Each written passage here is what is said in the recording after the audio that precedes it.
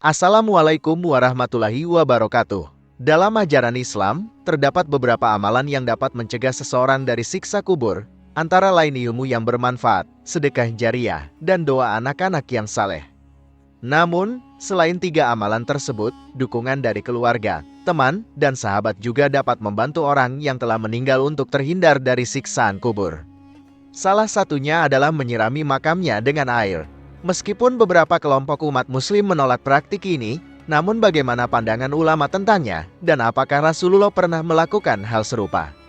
Kehidupan manusia di dunia ini adalah perjalanan yang panjang dan penuh peristiwa, melalui berbagai fase dari alam arwah ke alam rohim, kemudian ke dunia, dan akhirnya ke alam kubur, sebelum bertanggung jawab di akhirat, dan akhirnya tinggal di tempat yang telah ditentukan oleh Allah Subhanahu wa Ta'ala.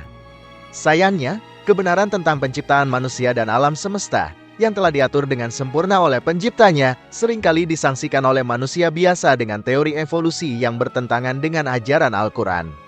Al-Quran, sebagai wahyu Allah Subhanahu wa Ta'ala, telah menjelaskan dengan jelas bagaimana alam semesta dan isinya diatur dengan sempurna. Oleh karena itu, sebelum membahas topik utama seperti yang disajikan dalam judul video ini, mari kita telusuri secara singkat fase-fase kehidupan manusia yang telah ditetapkan oleh Allah Subhanahu wa Ta'ala melalui firman-Nya dan ajaran Rasulullah Shallallahu Alaihi Wasallam. Pada dasarnya, tidak ada yang mengetahui kapan dan berapa lama roh manusia hidup di alam arwah. Sebab, sebelum seseorang dilahirkan ke dunia ini, Allah telah mengumpulkan seluruh roh di alam arwah untuk dimintai kesaksiannya, seperti yang disebutkan dalam Al-Quran. Dan ingatlah ketika Tuhanmu mengeluarkan keturunan anak-anak Adam dari sulbi mereka, dan Allah mengambil kesaksian terhadap jiwa mereka dengan berfirman, "Bukankah aku ini Tuhanmu?" Mereka menjawab, "Ya, kami bersaksi." Al-Quran, Surah Al-A'raf, ayat 172. Ayat ini dijelaskan dalam tafsir Madinah Al-Munawwarah sebagai tindakan Allah untuk memastikan bahwa di hari kiamat, tidak ada alasan bagi roh manusia untuk menyangkal keesaan Allah. Setelah kesaksian itu, Allah meniupkan roh ke dalam tubuh manusia di alam rahim. Di sana, Allah mengurus malaikat untuk mencatat rezeki, ajal, amal perbuatan baik atau buruk, serta penempatan di surga atau neraka bagi setiap manusia. Namun, proses ini tidak berakhir di situ. Ada dua peristiwa penting yang terjadi di alam rahim yang seringkali tidak kita sadari. Pertama, semua malaikat diperintahkan untuk bersujud sebagai penghormatan kepada setiap manusia yang akan dilahirkan. Kedua, iblis mulai mengumumkan permusuhan kepada manusia, menolak untuk bersujud seperti yang diperintahkan oleh Allah.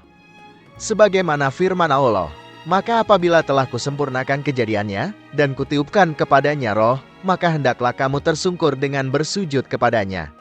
Lalu semua malaikat bersujud, kecuali iblis yang sombong dan kafir. Al-Quran, Surah Asy-Syadd, ayat 7. Setelah itu, manusia dihidupkan di dunia setelah berada di alam rahim selama 9 bulan. Di fase ini, catatan rezeki, ajal, dan amal diberlakukan.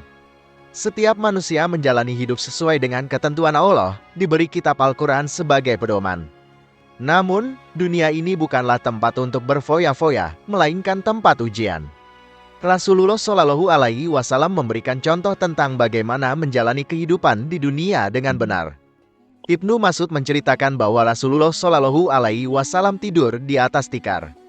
Ketika beliau bangun, di pipinya terlihat bekas tikar. Sahabat yang melihat bekas tersebut kemudian bertanya, "Wahai Rasulullah, bagaimana kalau kami sediakan untukmu kasur?" Rasulullah pun menjawab, "Untuk apa kesenangan dunia itu? Hidup saya di dunia ini ibarat seorang pengembara yang berteduh di bawah pohon, kemudian pergi dan meninggalkannya." Hadits riwayat Tirmidzi. Hadits tersebut menjadi peringatan keras bagi setiap manusia. Berkesibukan dengan dunia dan segala kenikmatannya hanyalah sementara. Namun, di sisi lain, kehidupan dunia juga menjadi fase penentu bagaimana keadaan seseorang di alam kubur. Pasalnya, di alam kubur atau alam barzakh, setiap manusia tinggal seorang diri.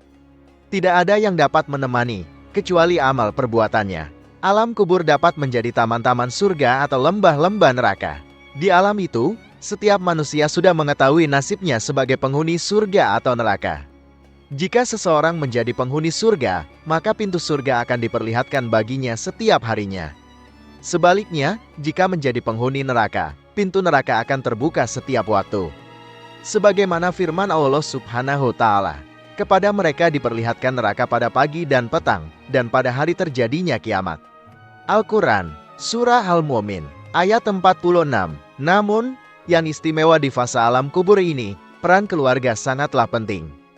Doa, bacaan Quran, sedekah, dan amalan lain yang ditujukan kepada orang yang telah meninggal dapat memudahkan ruhnya menjalani kehidupan di alam tersebut. Bahkan, seorang keluarga, sahabat, atau teman dapat membuat penghuni kubur senang dengan berziarah ke makamnya. Meskipun pada zaman jahiliyah, di awal diangkatnya Rasulullah Shallallahu Alaihi Wasallam sebagai utusan Allah, beliau sempat melarang ziarah kubur karena khawatir akan adanya perbuatan syirik. Namun, setelah hukum Islam ditegakkan, ziarah kubur menjadi amalan yang sangat dianjurkan karena dapat mengingatkan manusia akan kematian. Sebagaimana Rasulullah Shallallahu Alaihi Wasallam bersabda, "Aku dahulu melarang kalian untuk ziarah kubur, namun sekarang berziarahlah, karena itu dapat mengingatkan kalian tentang kehidupan akhirat dan menjauhkan dari keserakahan dunia." Hadits riwayat, di negara kita, ziarah kubur telah menjadi tradisi di berbagai daerah Indonesia. Tak jarang di pemakaman umum kita melihat peziarah yang mampir untuk mendoakan, atau ada juga yang membawa bunga serta air untuk ditabur dan disiramkan ke atas. Namun, sayangnya, tradisi menyiram air dan menaburkan bunga di atas makam sering dianggap tidak bermanfaat oleh sebagian umat muslim. Pada perbuatan tersebut, sudah dicontohkan oleh Rasulullah karena memiliki manfaat bagi penghuni kubur. Seperti yang tercatat dalam kitab Nihaya Imam Nawawi Al-Bantani, disunahkan untuk menyirami kuburan dengan air yang dingin. Perbuatan ini dilakukan sebagai harapan akan kesegaran makam penghuni kubur. Tidak mengapa juga menyiram kuburan dengan air mawar, meskipun sedikit, karena malaikat senang pada aroma yang harum. Pendapat Imam Nawawi Al-Bantani didasarkan pada sabda Rasulullah Shallallahu Alaihi Wasallam yang disampaikan oleh Ali bin Abi Thalib. Beliau berkata bahwa Rasulullah Shallallahu Alaihi Wasallam menggali makam dengan tanah sebanyak 3 kali, dan beliau menyiram kuburan anaknya Ibrahim dengan air. Hadis riwayat Al-Baihaqi terkait dengan menaburkan bunga di atas. Dalam kitab Sahih Al-Bukhari diceritakan suatu hari Rasulullah melewati 2 kuburan, kemudian beliau berkata bahwa kedua penghuni kubur ini sedang disiksa. Mereka disiksa bukan karena dosa besar, melainkan karena tidak menjaga kebersihan dari kencingnya, sedangkan yang lain karena suka mengadu domba. Kemudian beliau mengambil pelepah kurma basah, lalu membelahnya menjadi 2, lalu menancapkan pelepah tersebut di atas masing-masing kubur. Seorang yang heran lantas bertanya, "Wahai Rasulullah, mengapa Anda melakukan itu?" Rasulullah menjawab, "Semoga keduanya diringankan siksaannya selama kedua pelepah ini belum kering." Hadis riwayat Bukhari Muslim. Dalam kitab Al-Ihna karya Imam Asy-Syarbini, dikatakan bahwa hadis tersebut menjadi rujukan dibolehkannya menabur bunga di atas. Namun, tidak disarankan menggunakan dahan segar atau bunga yang masih basah. Beberapa kisah serta dalil yang disampaikan dalam video ini menunjukkan bahwa Islam tidak membatasi secukupnya untuk melakukan segala sesuatu, selama itu tidak membawa manusia kepada ekstrim dan tidak menyekutukan Allah Subhanahu wa Ta'ala. Demikian pembahasan kali ini. Semoga bisa bermanfaat untuk kita semua. Amin ya Rabbal Alamin. Jika kamu memiliki pendapat terkait pembahasan kali ini, tulis pendapat kamu di kolom komentar di bawah ya. Terima kasih telah menonton video ini. Jika kamu menyukai konten ini, jangan lupa untuk like, share, dan subscribe ya.